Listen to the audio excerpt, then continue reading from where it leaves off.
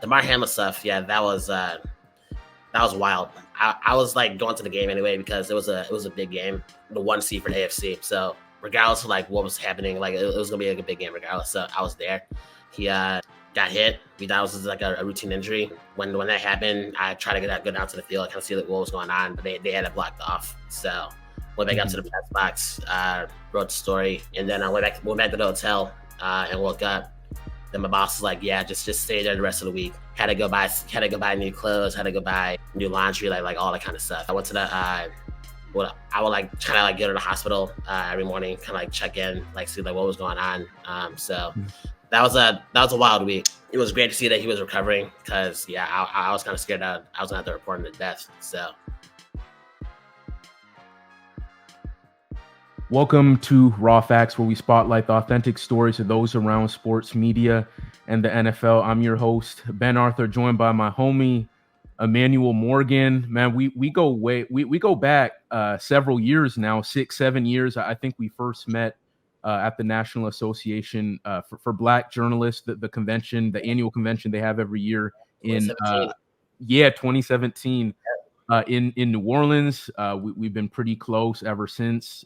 He's risen very quickly, kind of in the journalism business. He currently works at the New York Times. He covers the intersection of sports and culture and writes on pop culture news as well. Emmanuel, it's good to see you, bro. How's everything going? It's good, man. No, thank you for having me on the show. Finally, we've been talking about it for a minute, so I'm glad we can finally talk now. Yeah, no, this guy's basically been begging me to get me on. No, I'm messing. No, but it's good to have you on. Finally, it's been a long time coming. So let's kind of start at the beginning, Emmanuel. So, you're from Charlotte, the 704. Sure. So, what do people maybe need to understand about your upbringing there to know like who you are as a journalist today?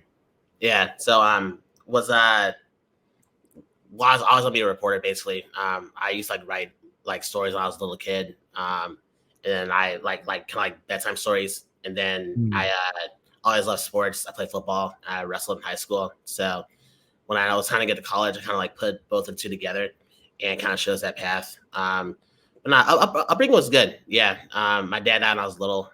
So my mom kind of took care of me as a single mom. But I had a lot of support around me, a lot of friends, a lot of cousins, neighbors. They all kind of chipped in and kind of make sure that I could get the best upbringing I could. So yeah, my mom did a lot for me. She was able to kind of make sure I got a good education. Always like follow me around. Gave me like all the everything I needed with sports, with school. It was like my backbone. So it was good to be raised by her, and she still is. So, but yeah. So you mentioned right you play football, you did wrestling, but you talked about like storytelling and what you said like children's books or you're kind of into that. Like I guess maybe what was your inspiration to want to be a storyteller? Was it just something you were always interested in? Was it something about it you were drawn to? How exactly did that come about? Yeah, so my favorite subject in school was English. So we always like read the Chronicles of Narnia when we were little in school, and that was kind of like it was a really cool way to kind of for me to kind of like see like the power of storytelling, like how you can like make like a made up world and then just like make it your own. So it was kind of cool to kind of like read all these like kind of novels at school and kind of realize like, hey, like you have a lot of power with how you write. So that was like kind of like my way of kind of like knowing that I want to be a writer. And then like I played sports like all throughout growing up. Played like almost like every sport. I played soccer when I was little. Played basketball when I was little as well. What else I do? And yeah, I kind of gravitated to football and wrestling kind of in high school because like contact. So yeah, it was fun. And then yeah, kind of put the two together. Yeah, I mean being able to write and then like doing it with sports. As we know, Emmanuel, there's kind of been a kind of quote unquote traditional path for journalism historically, but I feel like you're one of those instances of a guy who's been able to climb the ranks relatively quickly, right? So you went to Elon in North Carolina. But then within 6 months of graduating, you were already at the LA Times. I know it started as like what was it, a fellowship? Yeah. And then within a couple years of that, you're at the New York Times, and you've been at the Times for a while now. I guess, what do you think was kind of the key for you being able to climb the ranks in this industry that's kind of been that's kind of had like a kind of work your way to where you want to be? Like you started at really like two world class institutions in the LA Times and New York Times. For maybe the younger folks listening, like maybe the young journalists listening, what maybe advice, words of wisdom do you have about what it takes to like get to that point quickly?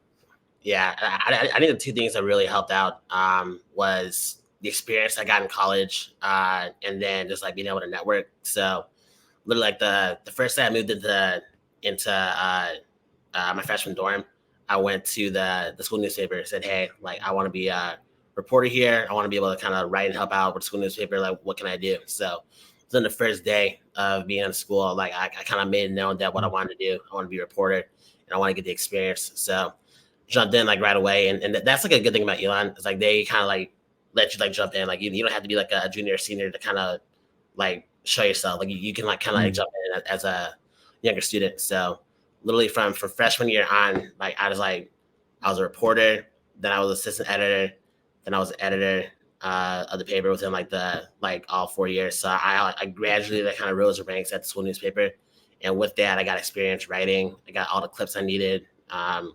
Learned how to manage conflict, like be a manager and that kind of stuff. And that was cool because that kind of showed me like, okay, like if I do that, when I get older, like I'll know like how my managers will want to manage me. So it was kind of cool, like learn like the other side of it as well. So getting all the clips I needed, internships, intern at Charlotte Observer, intern in Atlanta with DLED, and then I interned in Arizona, doing a fellowship there. So being able to show professional experience along with a collegiate experience, that kind of gave my portfolio a really good head start for when I was going to apply for jobs. And yeah, being able to network was the biggest thing too. So went to NABJ 2017, going into my senior year, was where we met, and then went to Detroit, and then went to Miami. And yeah, I met the New York Times sports editor at NMEJ in Miami, and we just got in touch. I applied for the LA Times fellowship, and I already got it. So when I went to LA, I just like kept in touch with him, and then when he had a job opening, he gave it to me. So yeah, just being able to know who to talk to, put your name out there, get a network, and things like that was kind of like the biggest ways for me to kind of ascend through the ranks. A lot of people talk about networking. A lot of people talk about relationships, like those two things, like you have to do. But I feel like a lot of people, and this goes beyond our industry in particular, right? Like in general, across fields, like people talk about those two things as being kind of crucial to climbing the ranks. I guess in your experience, like how do you network? How do you not only make but sustain relationships over time? Because I feel like a lot of people just hear those words and they say, "Oh, well, I don't have relationships," and like I don't know how to go about doing that. Like in your experience, like how did you actually go about doing that? Yeah, well, I just wanted to.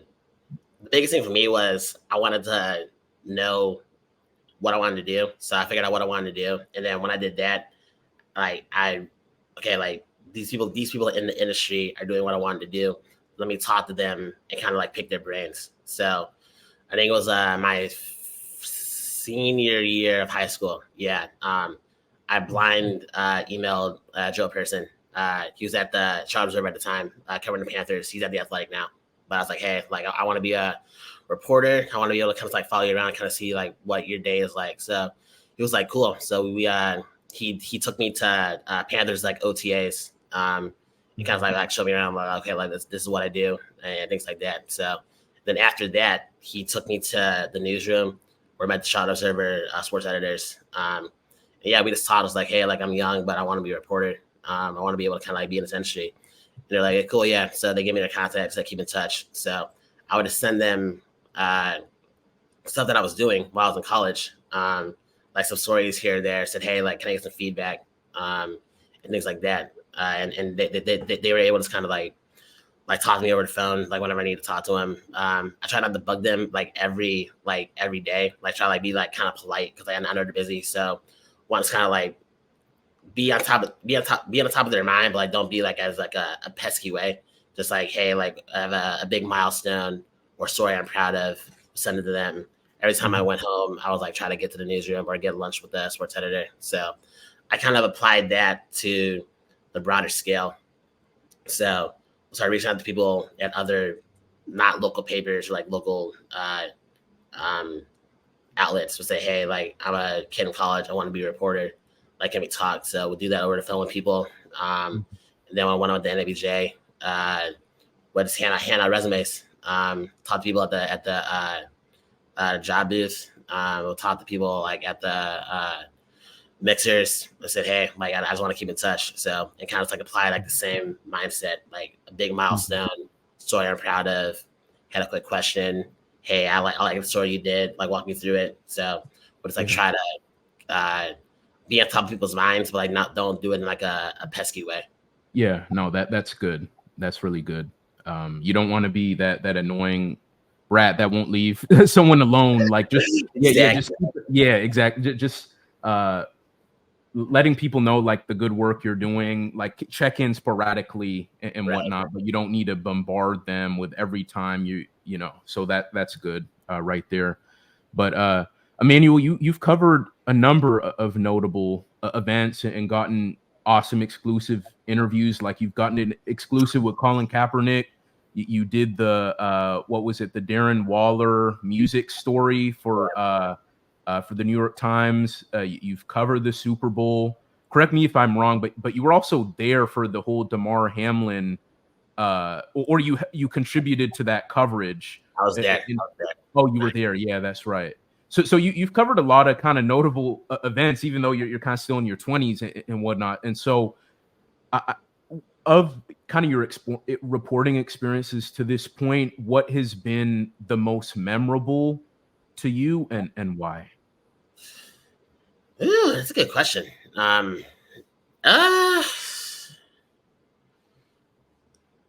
that first Super Bowl in Tampa was cool because like even though it was COVID, it was kind of cool to say I was there, and it was kind of cool to kind of experience it for the first time. So when I went to the other two that I went to, I wasn't like so starstruck. So that first one, yeah, I was still at the LA Times. I was basically helping out Sam Farmer. He's like the head NFL writer there. So I was basically like helping him out. With whatever he needed. And then I also did a few stories there, some live blog stuff. And yeah, I was like trying to learn like how to like cover Super Bowl. It was just kind of funny. He said the first day you get to the hotel, you have to get a week's worth of groceries and put it in your room because the week is so busy that sometimes like you're not gonna like want to like go out and get dinner. Like even though like you're on a company dime, you want to like per diem it. Like sometimes you'll be like so busy, you're gonna be on deadline that you're not gonna want to go out. So he was like, make sure you get a week's worth of groceries, put in your fridge, and that came in handy this past year in Phoenix because it was pretty busy in Phoenix this year. So I got groceries the day I got there, and it helped me out a few times because I didn't want to get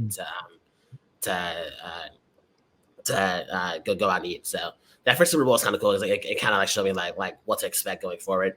Trying to think what else. I was at Conor McGregor fight in 2021 when he broke his leg. So that was kind of it was a weird experience, but it was kind of cool to be there because we didn't know what was happening. So kind of like seeing like okay, he broke his leg. Like how do you like cover that? That was also kind of pretty cool.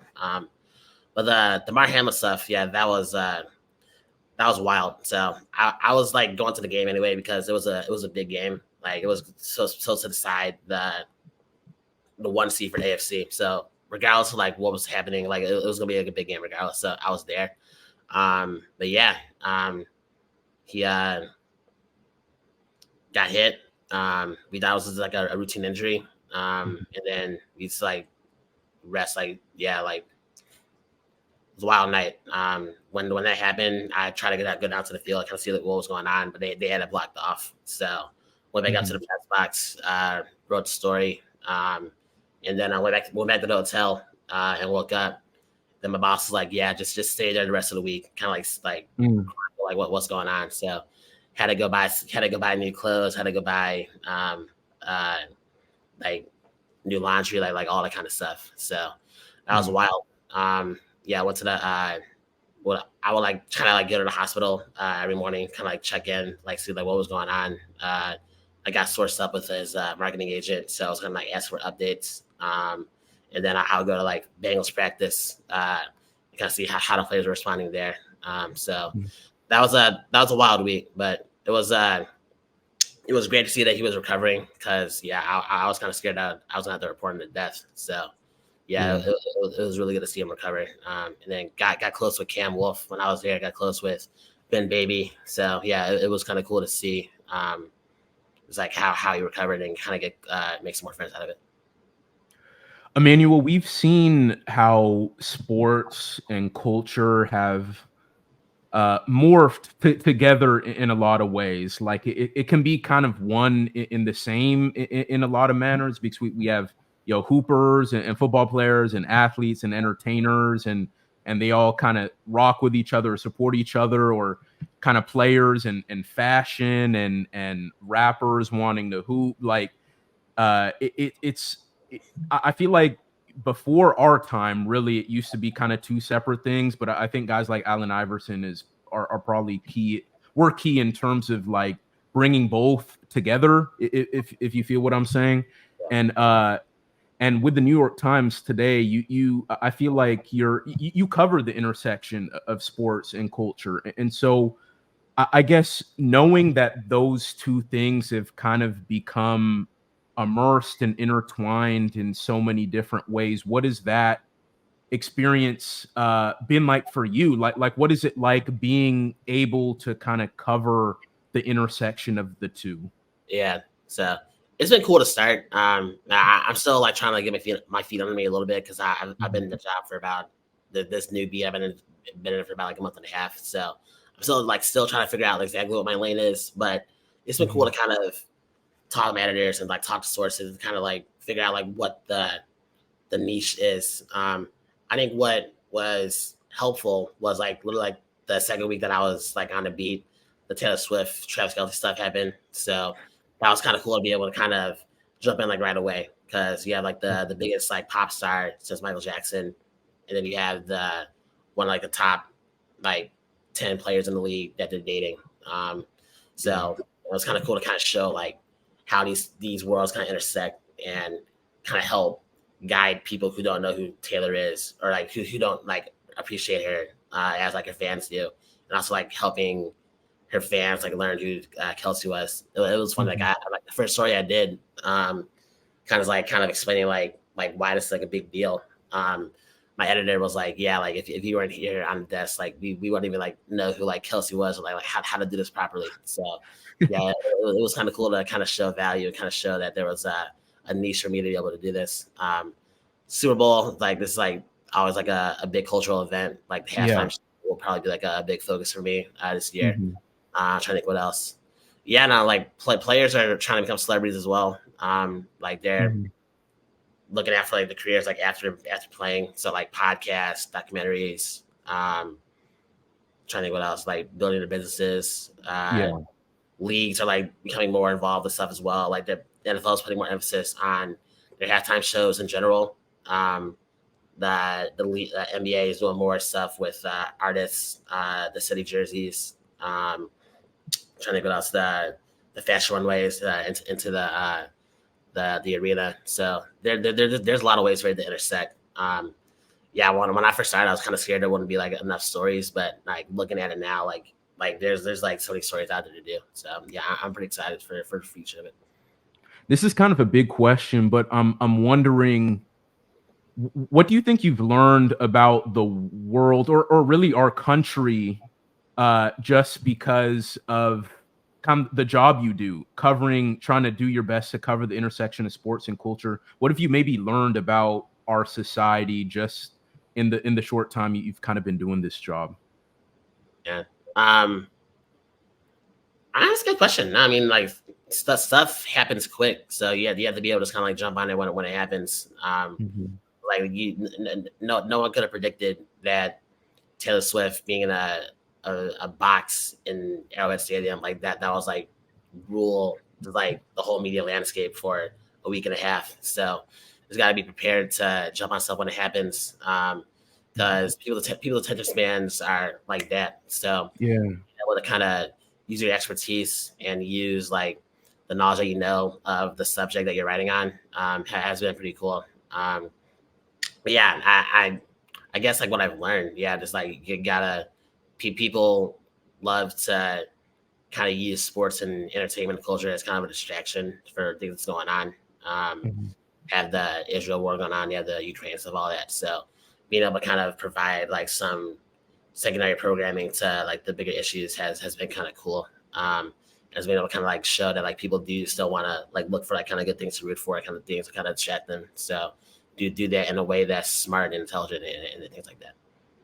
For a lot of like sport like beat reporters, like like we're in the same like this group chat, right? And everyone except you covers exclusively the NFL. And so like if you cover a certain team, okay, like every morning I'm gonna check like all the news around this team and what the insiders are saying about this team, and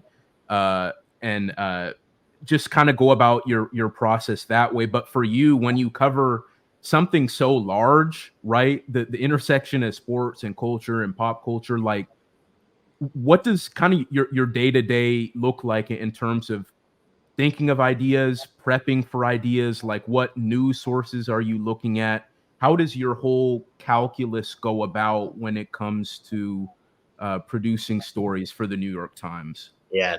That's a good question. Yeah, like, I think just like the experience I had before, it can kind of like help me kind of prepare for it. So when I was with the LA Times, I was like covering the Rams and the Chargers. So it was cool to kind of like be able to cover two teams and kind of like look for trend stories or like big moments within those two teams.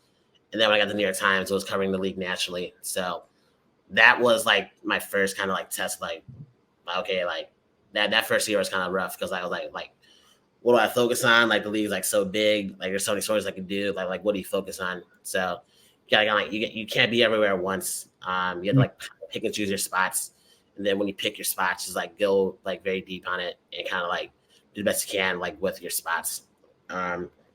So I'm kind of using that mindset and kind of like going into this new job.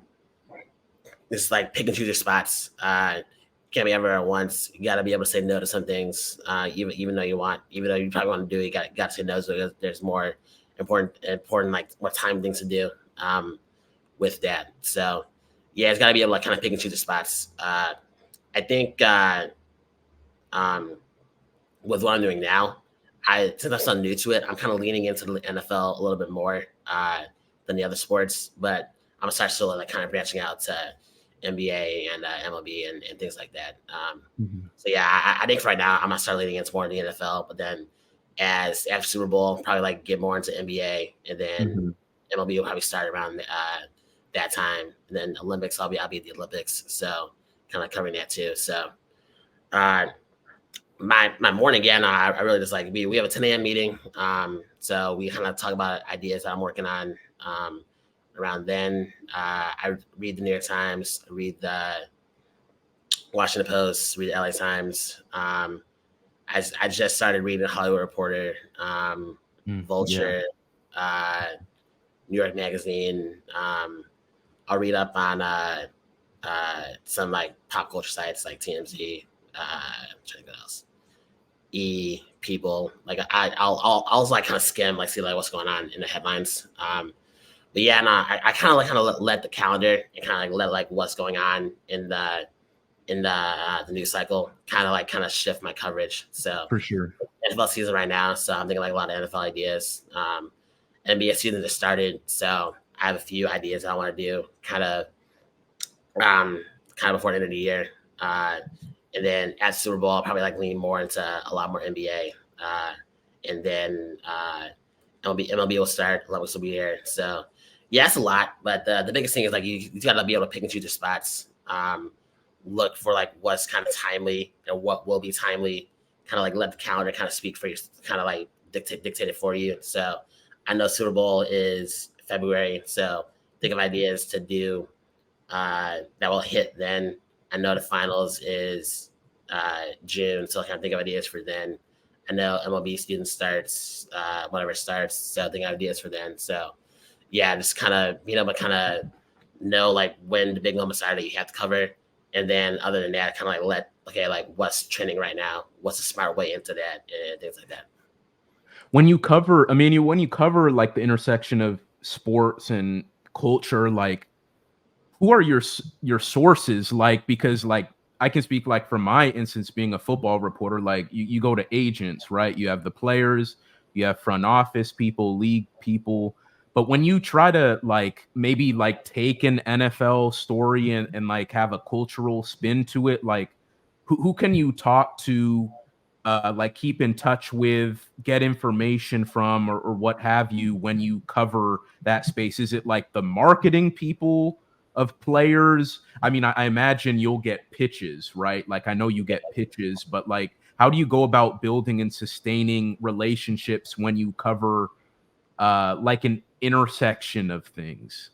Now, yeah, it's like the source index has gotten like a lot bigger now. Like I've gotten, I think I've gotten like lunch with like, so I started the job September 18th.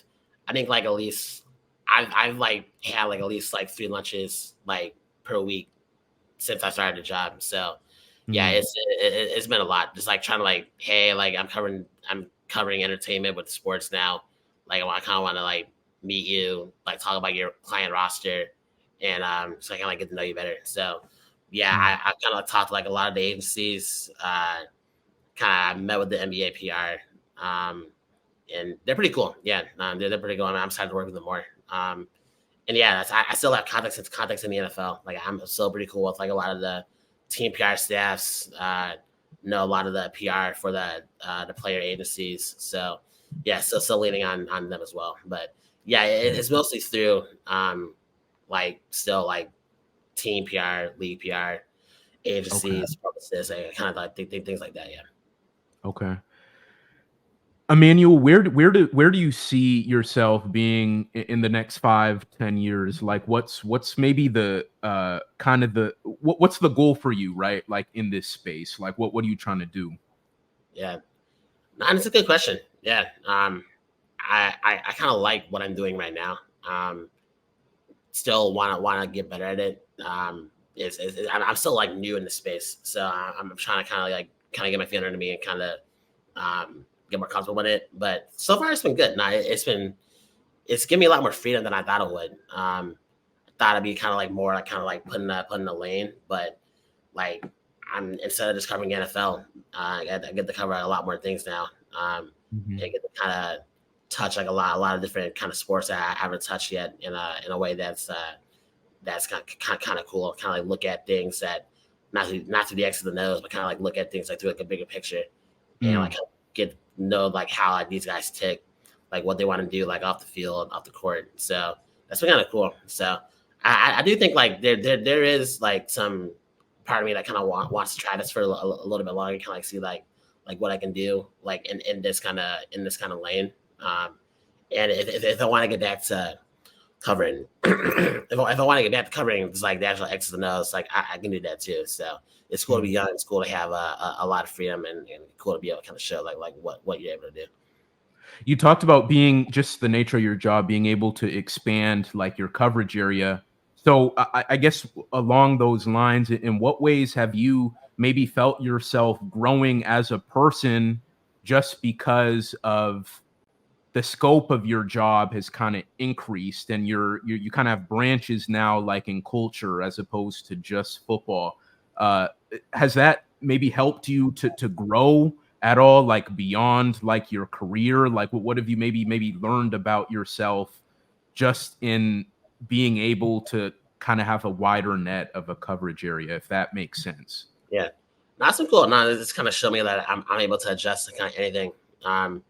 Because Mhm. yeah, like maybe being able to kind of like get a new job all of a sudden, they you weren't really kind of expecting. Uh, it's kind of cool to kind of show that if I can adjust to this, like I can adjust to anything.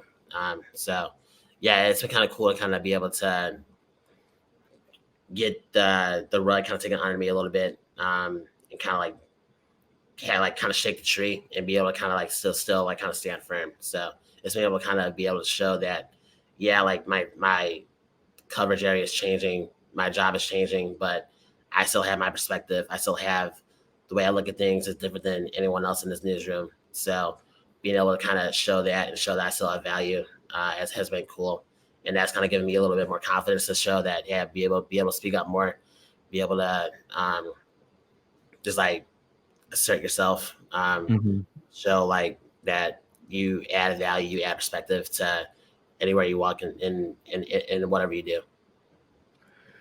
You mentioned, Emmanuel, how you were raised by your mom, right? And because your dad passed, and so it was just kind of like you and your mom.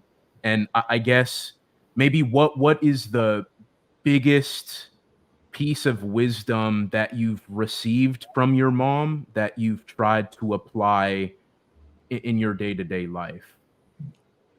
Yeah, that's a good question. Yeah, she has a lot of gems. Yeah, she told me like just like make sure that whatever you do, just make sure you like it and just like work hard at it. Mhm. So I think that's kind of like the main thing is she like never really kind of geared me toward any like one thing. She's like, yeah, like Mhm. you have the choice to like choose what you want to do. Like I'm not gonna make you play basketball. I'm not gonna make you play soccer.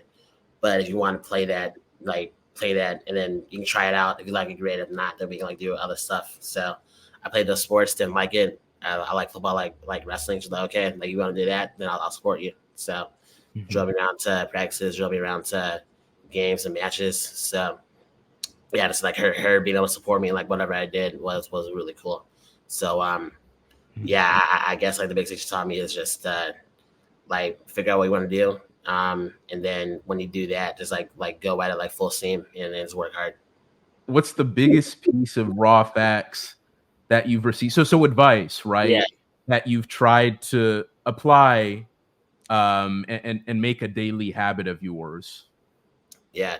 Um, yeah, it's kind of like the same thing that my mom taught me. Is like, yeah, it's like kind of working hard, do figure out what you want to do, kind of like do that. I think also is like just like be a nice person.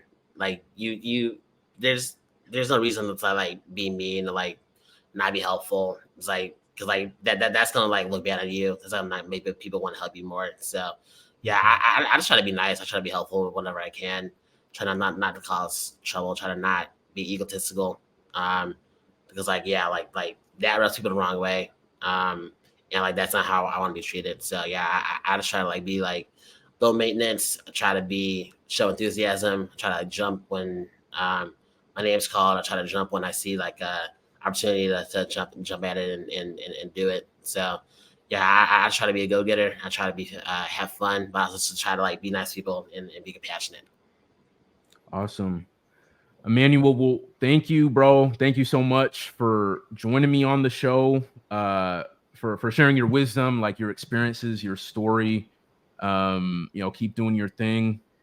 And I guess like for those listening who kind of want to keep a tab on what you continue to do in your career, and just follow along, like where would you recommend folks like tap in with you at? Yeah, so you can see my work at NewYorkTimes.com or pick it up every day. And then Twitter is underscore Emmanuel Morgan. So Okay. Awesome, man. We'll appreciate all you guys for tuning in and listening, and supporting the Raw Facts podcast. Of course, the show is on YouTube, and so would appreciate kind of the support, the continued support, and then the show is on across multiple platforms as well: TikTok, X, Instagram. So yeah, I'm all over the place. So appreciate you guys for continuing to tap in. But until next time, I'll see you guys soon. Peace out.